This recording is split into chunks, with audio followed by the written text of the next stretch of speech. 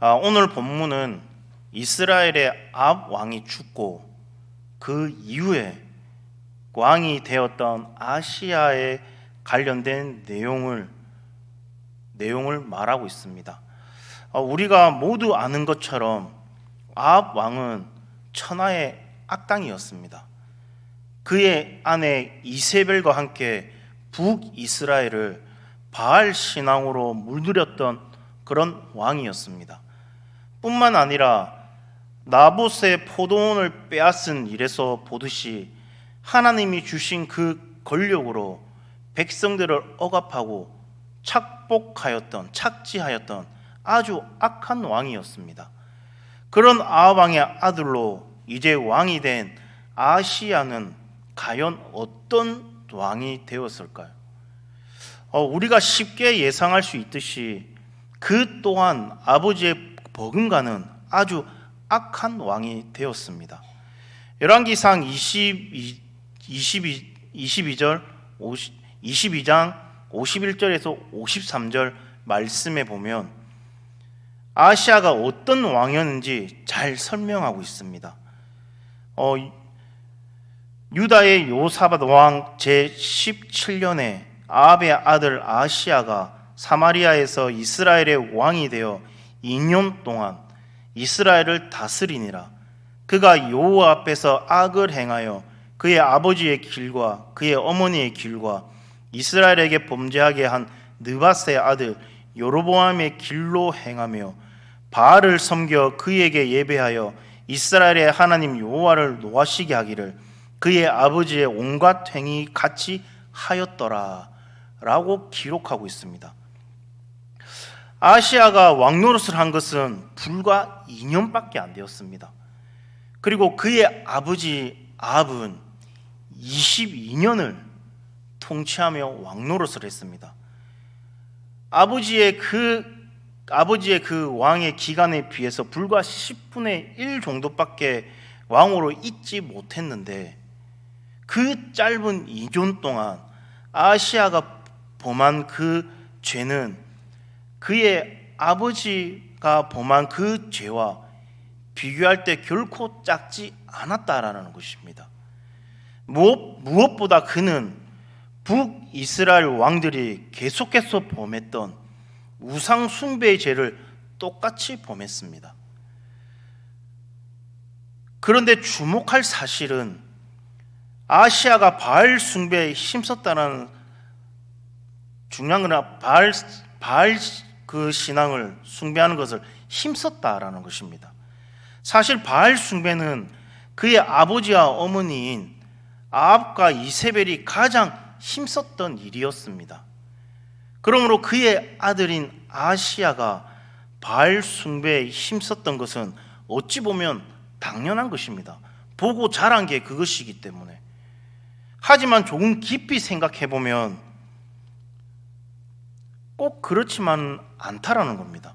왜냐하면 아합과 이세벨이 바알 숭배에 힘쓴 것은 사실이지만 엘리야 선지자로 말미암아 바알 신앙이 얼마나 헛된지가 만천하에 분명하게 드러났기 때문입니다. 열왕기상 18장에 보면 엘리야는 아합에게 대결을 신청합니다.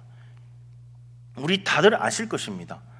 이스라엘의 하나님이 진짜 신인지 아니면 바알이 진짜 신인지 대결하여 확인해 보자라고 해서 대결을 합니다.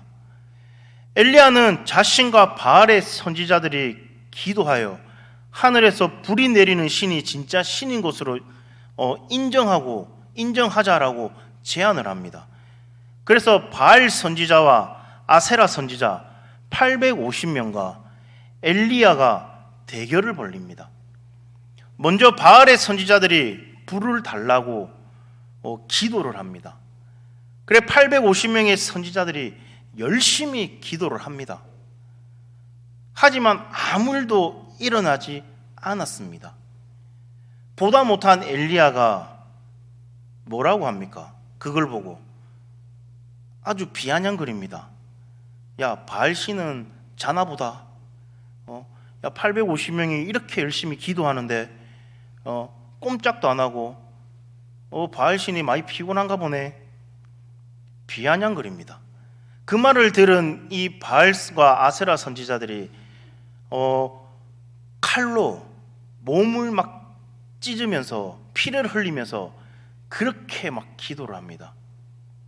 그런데 어떻게 됩니까?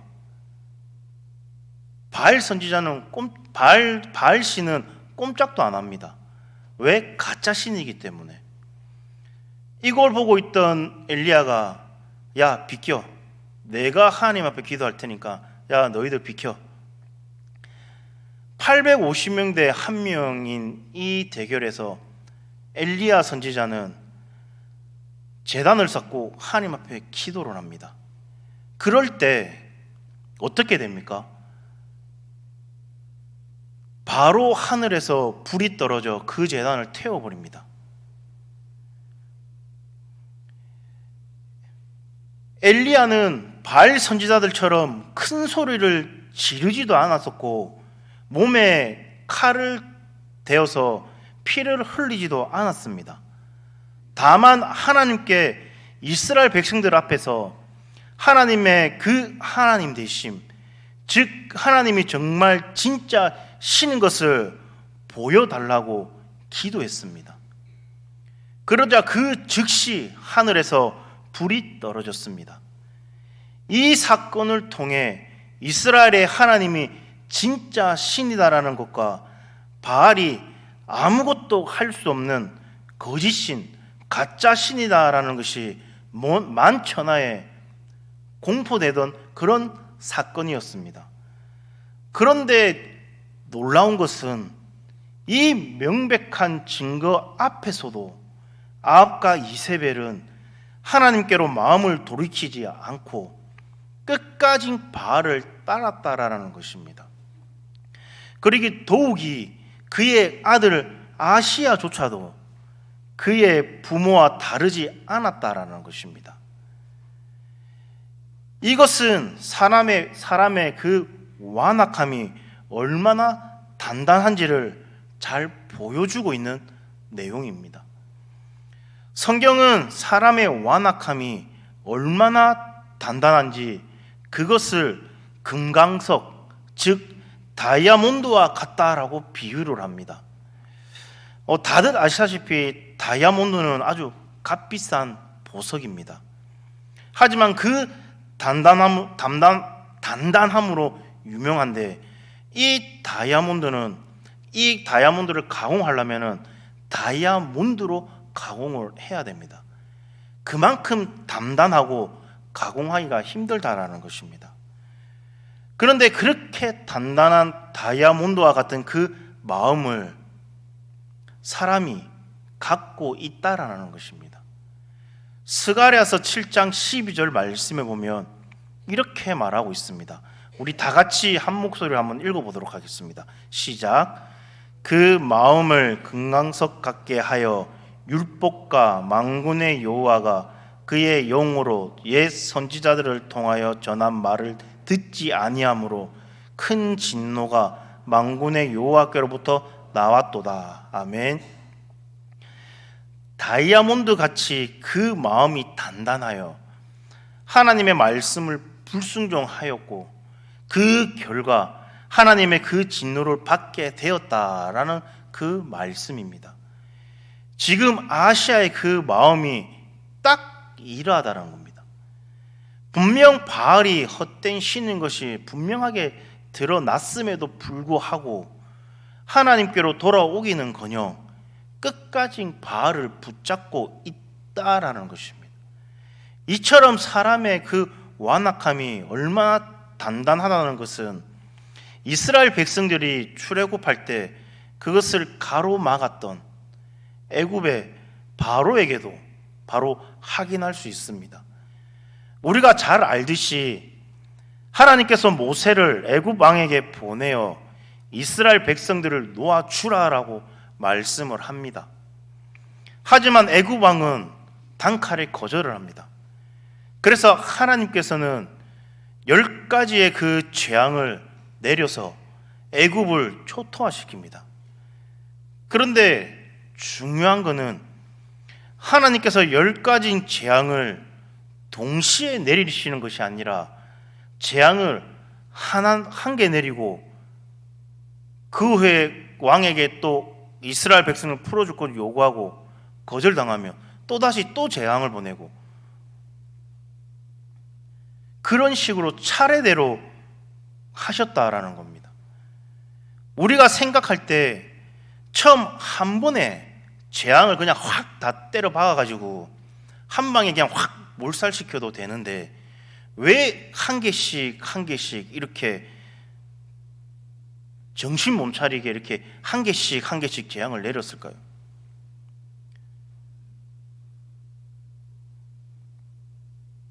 만약에 한 번에 10가지 확 다 내렸으면 그때 한 번에 정신 차려가지고 야 너희들 다 나가, 야 너희들 다 모세에 따라 다 나가 라고 했을 건데 왜 한 개 재앙 내리고 또 안 된다 그러면 또 한 개 또 내리고 이렇게 했을까요?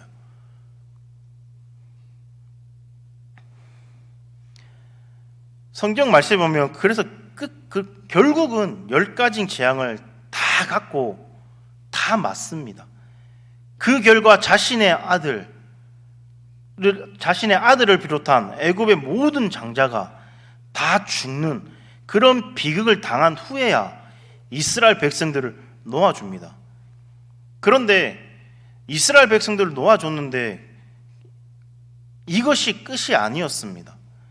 이스라엘 백성들을 다 보낸 후에도 애굽 왕은 다시 마음을 악하게 먹어서 군사를 이끌고 다시 이스라엘 백성들을 잡으러 갑니다. 끝내는 하나님의 그 말씀에 순종하지 못하고 끝까지 자기의 그 완악함으로 자기의 생각으로 끝까지 하나님 말씀에 불순종하고 그렇게 이스라엘 백성들을 다시 잡으러 나갑니다. 그 결과 어떻게 됩니까? 결국 애굽 군대는 홍해에서 몰살당하게 됩니다.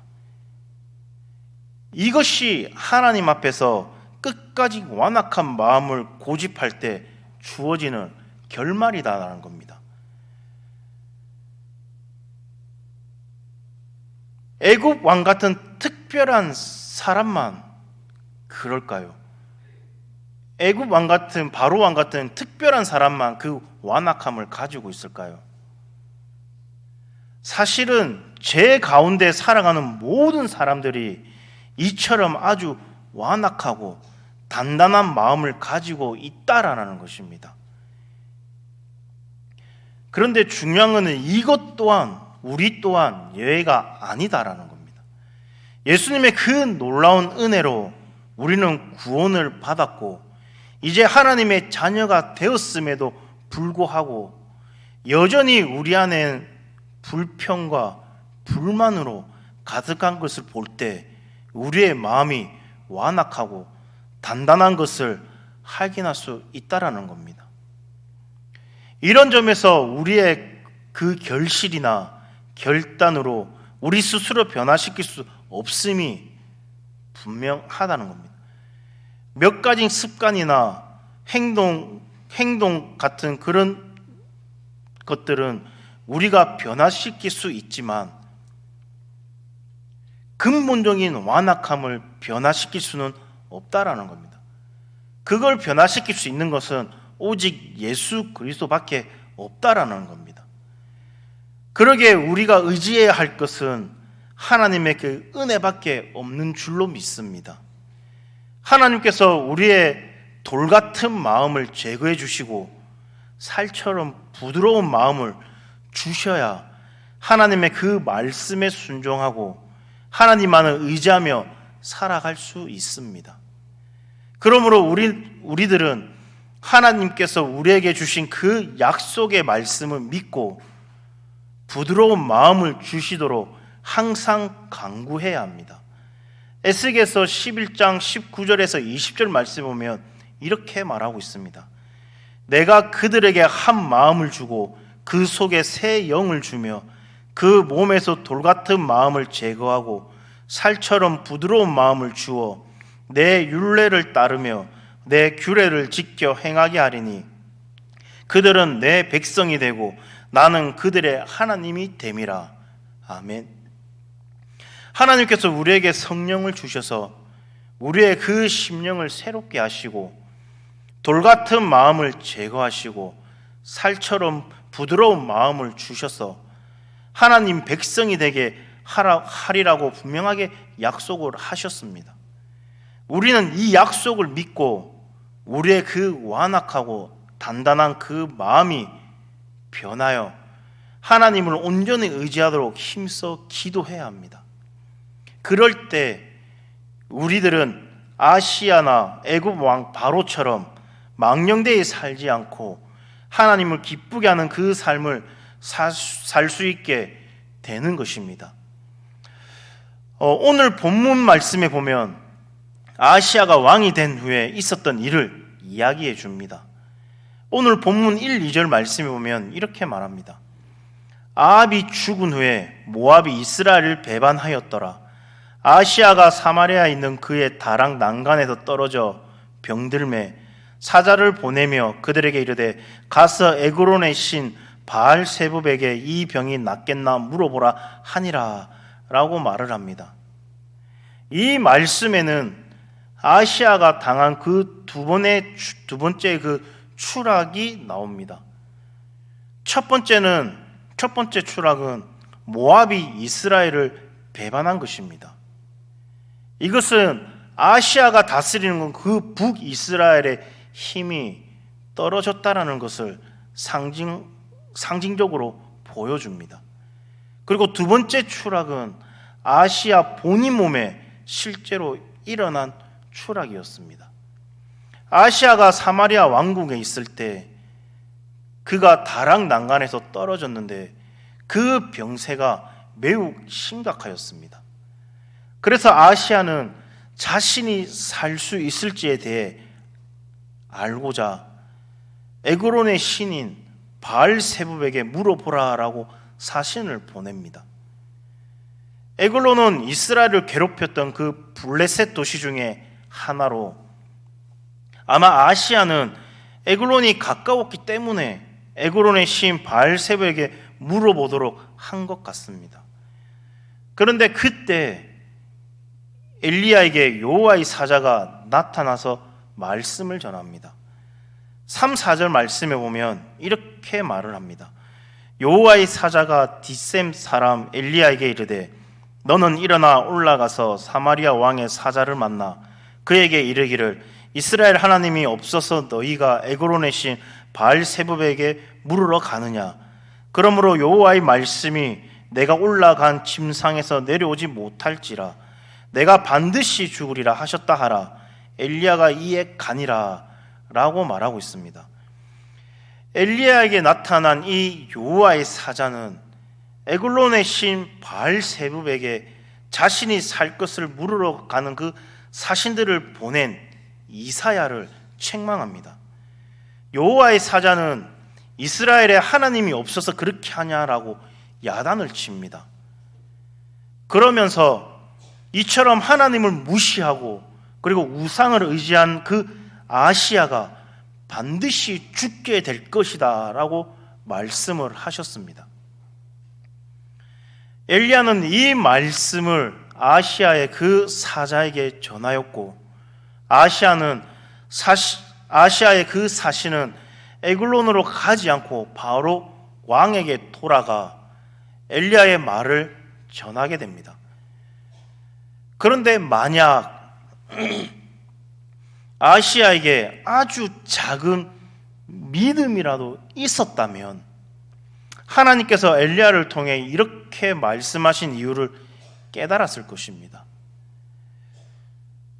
여러분도 한번 생각해 보시길 바랍니다. 명색이 북이스라엘은 하나님이 택한 백성입니다. 그렇다면 마땅히 어려움을 당할 때 누구를 의지해야 됩니까? 당연히 하나님을 의지해야 됩니다. 왜? 북이스라엘은 하나님의 백성이기 때문에, 그리고 하나님이 택한 백성이기 때문에 하지만 북이스라엘의 그 왕 아시아는 하나님이 아닌 블레셋의 한 도시 에그론의 신인 바알세붑에게 도움을 요청하였습니다. 하나님을 무시해도 이렇게 무시할 수가 없는 일입니다. 그런데 우리가 주목해야 될 것은 이런 아시아의 그런 불신앙이 아니라 아시아 앞에 하나님께서 한 번 더 기회를 주신다라는 것에 우리는 주목해야 된다라는 겁니다. 분명히 아시아는 하나님 앞에 죄를 지었습니다. 불신앙이라는 아주 큰 죄를 지었습니다. 그래서 하나님께서는 바로 죽일 수도 있었습니다. 그런데 중요한 것은 그런 아시아 왕에게도 하나님께서는 한 번 더 기회를 주셨다라는 겁니다. 굳이 하나님께서 엘리야에게 천사를 보내어서 말씀을 전하고 또 엘리야가 아시아의 그 사신에게 말을 전하고 그래서 아시아가 듣도록 할 필요가 없었다라는 겁니다. 하나님을 철저하게 무시했으니 하나님 또 아시아를 철저하게 무시하고 대신 무서운 진노로 심판하면 그만이었습니다. 그런데 하나님은 그렇게 하지 않으셨습니다. 굳이 엘리야에게 천사를 보내어 하나님의 그 마음이 어떤지를 전하도록 하였습니다. 그 하나님의 그 마음이 바로 이 말씀입니다. 이스라엘에 하나님이 없어서 너희가 에그론의 신 바알세붑에게 물으러 가느냐? 우리는 하나님께 이렇게 말씀하실 때 어떤 심정으로 어떤 마음으로 하나님께서 이런 말을 하셨을까요? 여러분이 하나님의 그 말씀은 흔히 하는 말로 하면 아주 모양이 빠진다라는 말이 있지 않습니까? 하나님께서 아주 모양 빠지게 지금 엘리야를 통해서 이렇게 말씀하시는 겁니다. 이스라엘에 하나님이 없냐? 내가 없냐? 하나님께서는 아무것도 아쉬울 것이 없으십니다. 하나님은 말 안 듣는 아시아를 그냥 심판하면 그만이었습니다. 뭘 이렇게 구구절절히 천사를 보내고 선지자를 동원하여 이스라엘에 하나님이 없어서 너희가 이렇게 하느냐라고 말할 필요도 없었습니다. 하지만 하나님이 그렇게 하셨습니다. 그렇게 하신 이유가 아주 중요합니다. 그것은 아무리 악인이라도 하나님은 그가 망하기를 기뻐하지 않기 때문입니다. 에스겔서 18장 32절 말씀에 이렇게 말합니다. 우리 다 같이 한 목소리 한번 읽어보겠습니다. 시작. 주 여호와의 말씀이니라. 내가 어찌 악인이 죽는 것을 조금인들 기뻐하랴. 그가 돌이켜 그 길에서 떠나 사는 것을 어찌 기뻐하지 아니하겠느냐. 아멘. 하나님은 악인이 망하기를 기뻐하지 않으십니다. 오히려 하나님은 악인도 회개하여 구원받기를 간절히 바라십니다. 하나님은 우리 안에 있는 아홉 마리의 그 양보다 한 마리의 양 때문에 애타시는 그런 하나님이십니다. 이것이 하나님께서 아시아를 그냥 심판하지 않으시고 그에게 돌아올 기회를 주신 이유입니다. 우리가 성경을 읽으면서 이 하나님의 그 마음을 깨달아야 될 줄로 믿습니다. 비록 우리 중에 아시아처럼 그렇게 악한 사람은 없다고 할지라도 우리 또한 얼마나 하나님을 멸시하고 무시하는 그런 삶을 살아갑니까? 하나님을 믿는다고 하면서도 세상을 따라 살 때가 얼마나 많이 있습니까? 하나님보다 돈을 더 사랑하고 하나님보다 더 사람을 더 의지할 때가 얼마나 많이 있습니까? 마음의 종욕을 이기지 못하고 죄의 달콤함에 빠져 살아갔던 적이 얼마나 많이 있습니까? 그래서 우리는 하나님의 그 심판을 받아 마땅한 것이 우리인 것입니다. 하지만 악인이 망하기를 기뻐하지 않으시고 오히려 구원하시기를 원하시는 그 하나님의 은혜로 말미암아 우리가 이렇게 살아가고 있는 줄로 믿습니다.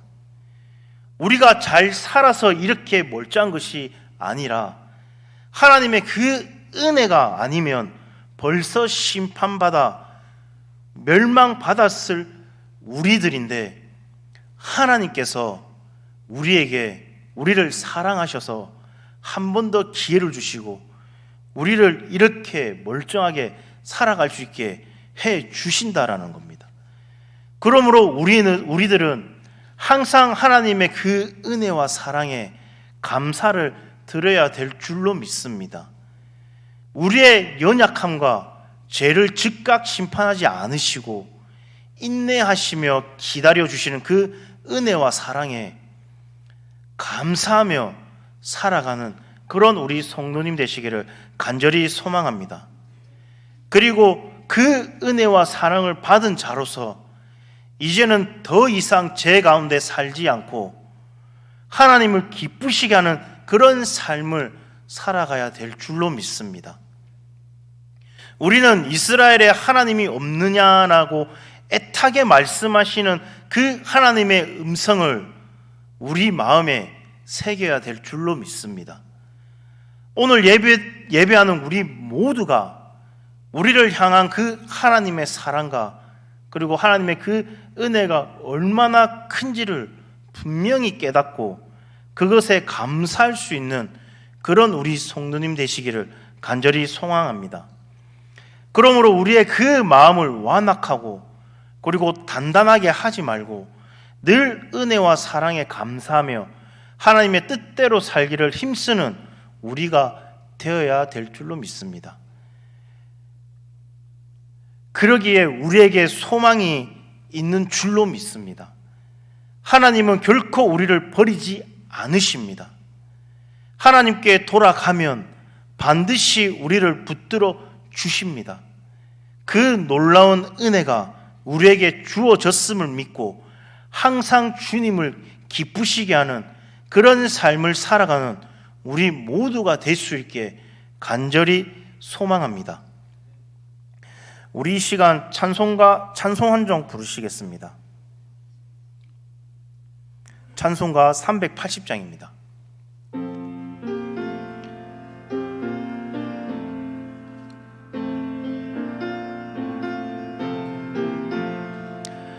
나의 생명 되신 주님 앞에 나아갑니다.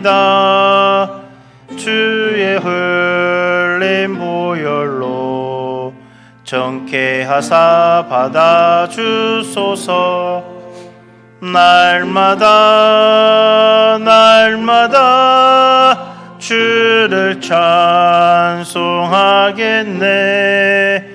주의 사랑 줄로서 나를 굳게 잡아 매소서. 괴로운 세상 지낼 때 나를 인도하여 주소서.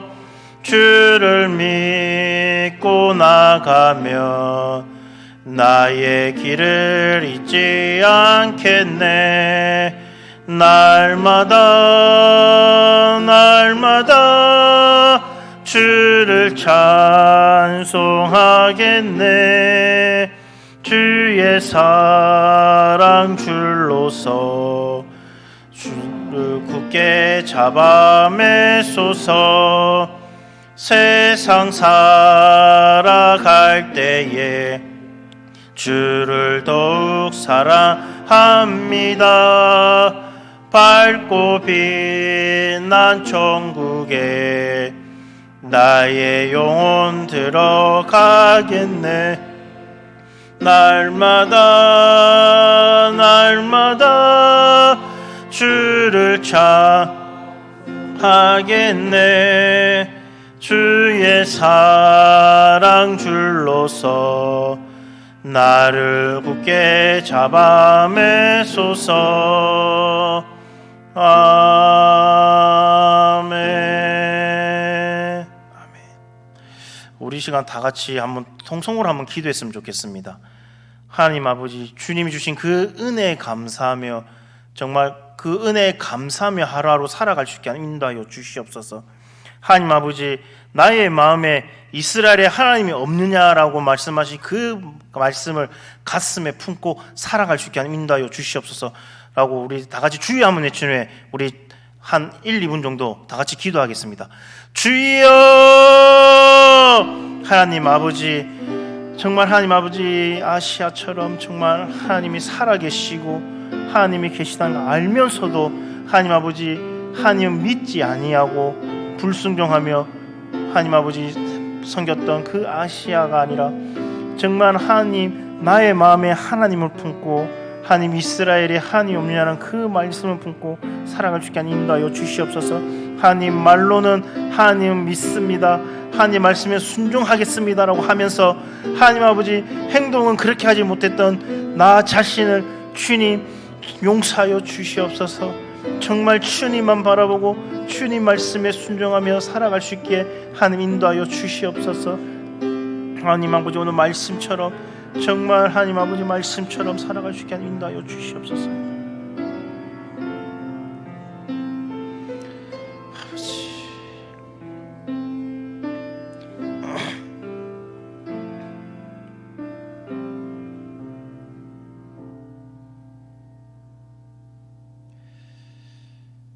하나님 아버지, 오늘 말씀을 통해 한 사람이 회개하고 돌아오기를 바라시며 경고하시는 하나님의 그 마음을 보게 해주셔서 감사드립니다. 우리도 때로는 사랑의 경고 앞에 무감각하고 또는 순종하지 못할 때도 있음을 고백합니다. 매 순간 성령님을 의지하며 철저히 말씀 앞에 순종하기를 힘쓰도록 하나님 붙들어 주시옵소서. 우리가 걷는 길이 영원한 생명의 길이 될 수 있도록 날마다 저희를 인도하여 주시옵소서. 우상이 아닌 하나님을 의지하며 하나님을 끝까지 배반하지 않는 인생 되게 하나님 인도하여 주시옵소서. 또한 저희의 말과 행동, 삶의 모습으로 그리스도가 나타나는 참된 그리스도인으로 살아갈 수 있도록 하나님 도와주시옵소서. 그리하여 저희의 매일매일이 주님과 동행하며 생명을 건져 올리는 거룩한 주님의 자녀 될 수 있도록 하나님 인도하여 주시옵소서.